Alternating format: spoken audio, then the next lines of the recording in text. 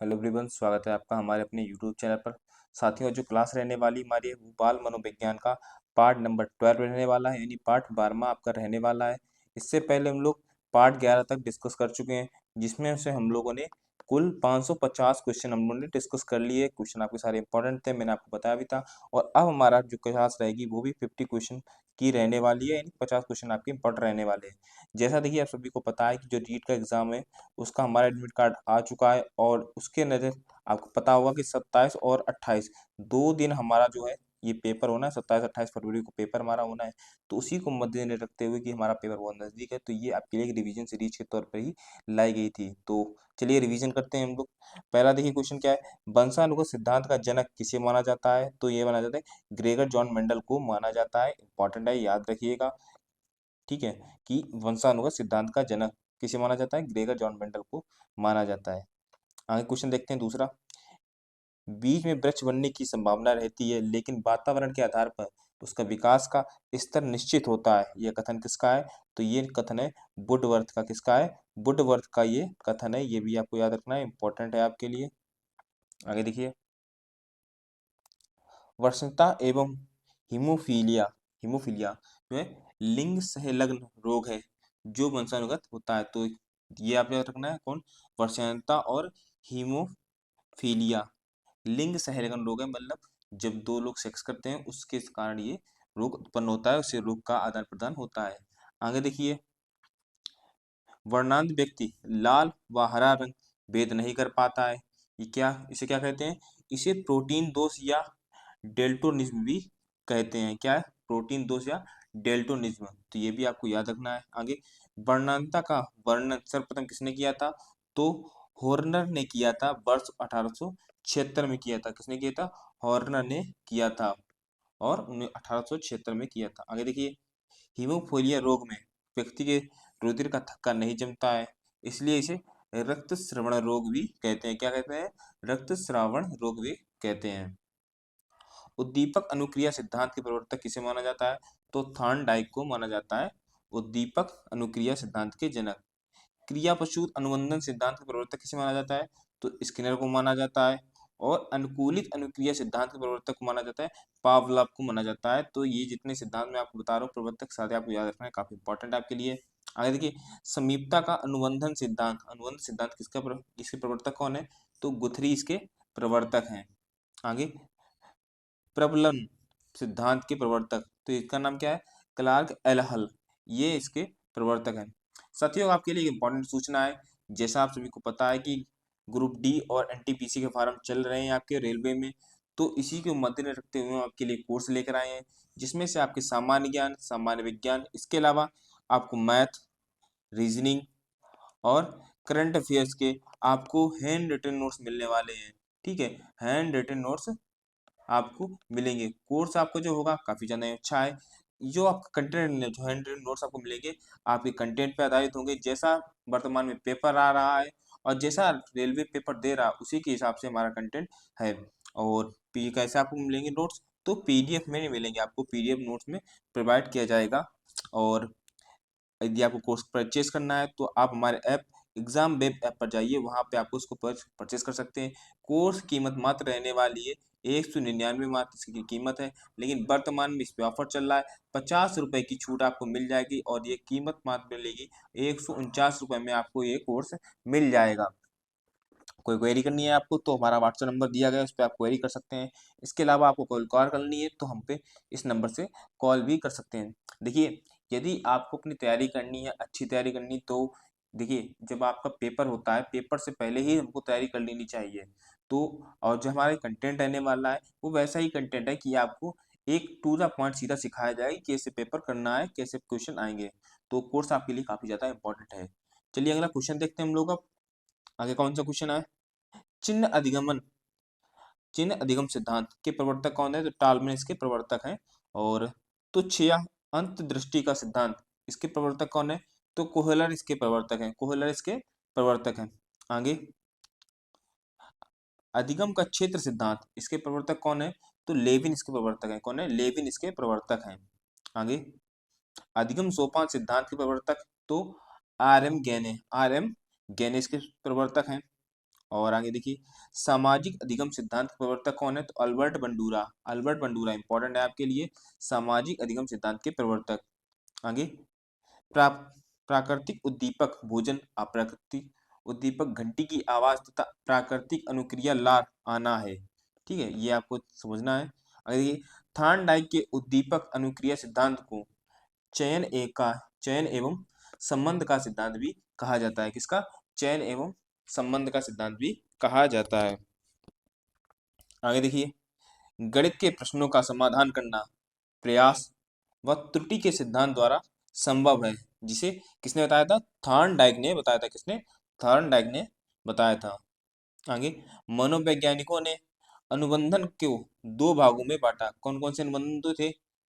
क्लासिकी अनुबंधन और साधनात्मक अनुबंधन। साथियों, वीडियो पसंद आ रही है तो वीडियो को लाइक कर दीजिए, चैनल पर नए हो तो चैनल को भी सब्सक्राइब कर लीजिए, बेल आइकन को प्रेस कीजिए ताकि कि वीडियो की लेटेस्ट नोटिफिकेशन सबसे पहले आपको मिलती रहे। आगे देखिए, एडवर्ड चेस टालमैन पुस्तक का नाम क्या है? उनकी पुस्तक का नाम क्या है? तो प्रोफिस behaviour in animals and man. ठीक है, कोयलर की पुस्तक का नाम देखिए, तो इनके पुस्तक का नाम क्या है? मेंटेलिटी ऑफ एप्स, ये इनकी पुस्तक का नाम है। स्किनर की पुस्तक का नाम क्या है? तो द बिहेवियर ऑफ ऑर्गेनिज्म। देखिए, यदि आपको इसकी पीडीएफ चाहिए, जो वर्तमान में आपकी क्लास चल रही है, इसकी यदि आपको पीडीएफ चाहिए, आपको पीडीएफ से भी पढ़ना है, तो आप हमारे टेलीग्राम चैनल को ज्वाइन कर सकते हैं। लिंक डिस्क्रिप्शन बॉक्स में है। आकाश ग्लोबल स्टडीज के नाम से टेलीग्राम चैनल है, उस पर आप ज्वाइन कर लीजिए। वहाँ आपको इसकी पीडीएफ बिल्कुल फ्री में उपलब्ध करा दी जाएगी। इसके अलावा हमारे ऐप पे आप जुड़ सकते हैं। हमारे ऐप का नाम है एग्जाम वेब ऐप, तो यहाँ पर भी आपको फ्री में पीडीएफ मिल जाएगी। ठीक है, आगे देखिए, ईयर थॉर्नडाइक की पुस्तक का नाम क्या है? तो एजुकेशनल साइकोलॉजी, ये इनकी पुस्तक का नाम है। आगे, क्लार्क एल हल की पुस्तक का नाम क्या है? तो principle of behaviour. Principle of behaviour, ये इनकी पुस्तक का नाम है। अनुबंधन के पिता किनको कहा जाता है? तो आईपी पावलव को कहा जाता है। अनुबंधन के पिता के नाम से जाना जाता है इन्हें। कोहलर ने अपना प्रयोग किन पे किया था? तो सुल्तान नामक एक चिंपैंजी था, इस पे कोहलर ने अपना प्रयोग किया था। स्किनर ने अपने प्रयोग किस पे किए थे? तो चूहे और कबूतर पे इन्होंने अपने प्रयोग किए थे। आगे देखिए, भूल भुलैया टालमैन मनोवैज्ञानिक से संबंधित है। भूल भुलैया किससे संबंधित है? टालमैन मनोवैज्ञानिक से संबंधित है। आगे क्वेश्चन, मौलिक पाप का सिद्धांत, इसके प्रवर्तक कौन है? तो संत ऑगस्टाइन। कौन है? संत ऑगस्टाइन इसके प्रवर्तक है, मौलिक पाप का सिद्धांत। आगे देखिए, मनोसामाजिक विकास का सिद्धांत, इसके प्रवर्तक कौन है? तो संत इरिकसन। क्या है? इरिकसन इसके प्रवर्तक हैं। सैमुअल इस्माइल के अनुसार इन्होंने क्या कहा है? चरित्र आदतों का पुंज है। क्या है? चरित्र आदतों का पुंज है, तो इंपॉर्टेंट है आपके लिए। आगे, मनोवैज्ञानिक बनने से पहले जीन पियाजे कैसे क्या थे? जंतु वैज्ञानिक थे। कैसे थे? जंतु वैज्ञानिक थे। जीन पियाजे ने व्यक्ति को जन्म से क्रियाशील माना है। कैसा है? बहुत इंपॉर्टेंट है ये, मोस्ट इंपॉर्टेंट है आपके लिए कि जीन पियाजे ने व्यक्ति को जन्म से क्रियाशील माना है। ये क्वेश्चन, ये ऐसी लाइन सीधी आपके क्वेश्चन पेपर में एक स्टेटमेंट के तौर पे आ सकती है, तो इसे आपको याद रखना है। आगे देखिए, कुहल वर्ग ने नैतिक विकास के सिद्धांत में पूर्णावस्था को शामिल नहीं किया था, तो ये भी आपके लिए इंपॉर्टेंट है कि पूर्णावस्था को शामिल नहीं किया था अपने नैतिक विकास के सिद्धांत में इन्होंने। अभिप्रेरणा एक कैसी है? मोटिवेशन क्या है? जन्मजात है, सहज प्रत्यय है, आंतरिक है और अदृश्य शक्ति के रूप में है। मोटिवेशन क्या है? जन्मजात होता है, सहज प्रत्यय है और आंतरिक है और दृश्य शक्ति के रूप में है। अभिप्रेरणा में उद्देश्य का जो उद्देश्य है वो निर्देशित होता है, यानी मोटिवेशन आपको मोटिवेशन कैसे? वर्तमान में आप पढ़ रहे हैं तो आपको मोटिवेशन क्या है? कि मुझे रीट का एग्जाम क्लियर करना है, तो ये आपका एक मोटिवेशन है। आपका एक लक्ष्य निर्धारित है कि आपको सीधा आपका रीट का एग्जाम क्लियर करना है आपको। आगे देखिए, अभिप्रेरणा एक कैसा है? मनोव्यवहारिक क्रिया है। कैसी है? मनोव्यवहारिक क्रिया है। अब प्रेरणा का जन्म कैसे हुआ था? तो अब प्रेरणा का जन्म किसी आवश्यकता के कारण होता है। आवश्यकता क्या है आपकी वर्तमान में? आपकी आवश्यकता है वर्तमान में रीट का पेपर क्रैक करना, ये आपकी आवश्यकता है। तो इस आवश्यकता को देखते हुए आपके अंदर मोटिवेशन आया है।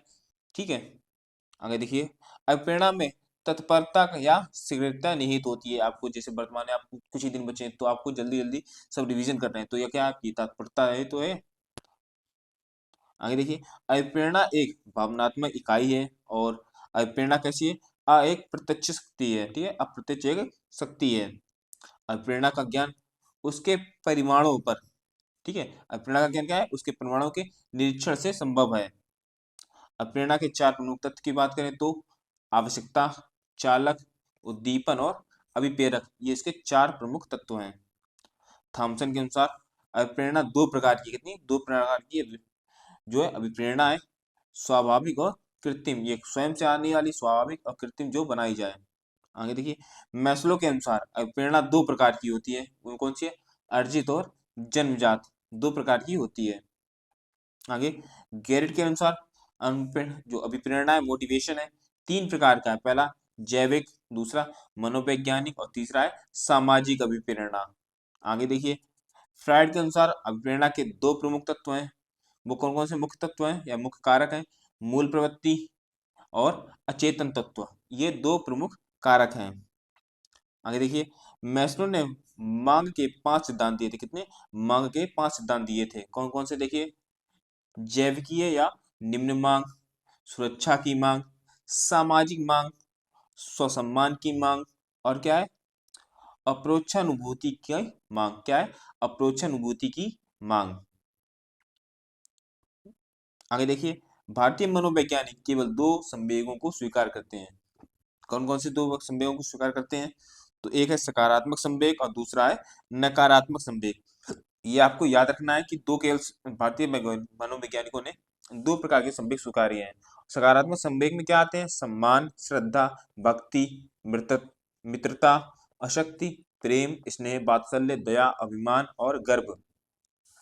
ऐसे क्वेश्चन पूछा जा सकता है कि निम्न में से सकारात्मक संवेग है, तो ये आपको सारे याद रखने हैं कि कौन कौन से सकारात्मक संवेग हैं।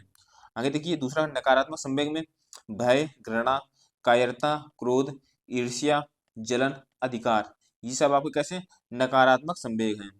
तो चलिए पुनः मैं आपको बताना चाहूंगा हमारे कोर्स के बारे में। तो आरआरबी 2025 के लिए, एनटीपीसी और ग्रुप डी के लिए, सामान्य ज्ञान और सामान्य विज्ञान के लिए हम आपके लिए लेकर आए हैंड रिटन नोट्स, वो भी पीडीएफ में आपके नोट्स रहेंगे। कोर्स आपके बहुत सस्ता होने वाला है, 149 रुपए में वर्तमान में आपको मिल जाएगा, ऑफर में मिल जाएगा। सटीक कंटेंट के साथ ये कोर्स रहने वाला है, क्योंकि कोर्स में केवल उतना ही पढ़ाया गया है जितना आपको एग्जाम में आना है, फालतू आप कुछ नहीं है, तो आप माथापच्ची नहीं करेंगे कि कौन सा क्वेश्चन आएगा, कौन सा नहीं आएगा, कौन सा इंपॉर्टेंट है, कौन सा इंपॉर्टेंट नहीं है, उतना ही पढ़ाया जाएगा जो आप एग्जाम में आएगा। तो इसको परचेस आप कहाँ से कर सकते हैं, तो आप हमारे ऐप एग्जाम वेब ऐप से परचेस कर सकते हैं। इसके अलावा आपको हमारा टेलीग्राम चैनल ज्वाइन करना है तो आकाश ग्लोबल स्टडीज के नाम से हमारा चैनल है, इसको ज्वाइन कर सकते हैं। साथियों एक लास्ट बात है कि यदि आपको वीडियो पसंद आ रही है तो वीडियो को लाइक कर दीजिए, चैनल पर नए हैं तो चैनल को सब्सक्राइब कर लीजिए, बेल आइकन को प्रेस कीजिए ताकि वीडियो की लेटेस्ट नोटिफिकेशन सबसे पहले आपको मिले। तो चलिए मिलते हैं अगली क्लास में, और इसके बाद जो अगली क्लास हमारी रहने वाली है वो लास्ट क्लास होगी, तो ये सेकंड लास्ट क्लास हमारी है। चलिए मिलते हैं अगली क्लास में, थैंक यू, धन्यवाद।